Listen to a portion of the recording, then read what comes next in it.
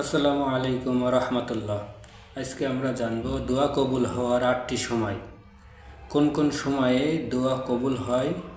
1 নম্বর, তাহাজ্জুদ নামাজের সময়। তাহাজ্জুদ নামাজের পর দোয়া করলে দোয়া কবুল হয়। 2 নম্বর, বৃষ্টি নামার সময়।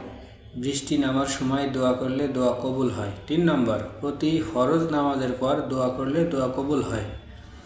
4 নম্বর, কোরআন খতম করার পর দোয়া করলে দোয়া কবুল হয়। 5 নম্বর, অসুস্থ ব্যক্তির দোয়া করার সময়। 6 নম্বর, ভ্রমণের সময় দোয়া করলে দোয়া কবুল হয়। 7 নম্বর, জুমার দিন আসরের থেকে মাগরিব পর্যন্ত যে সময়, এই সময়ে দোয়া করলে দোয়া কবুল হয়। 8 নম্বর, সিজদার মধ্যে দোয়া করলে দোয়া কবুল হয়। তাই আমরা বেশি বেশি করে এই আমলগুলো নিজে পালন করব এবং শেয়ারের মাধ্যমে অন্যকে পালন করার সুযোগ করে দেব ইনশাআল্লাহ।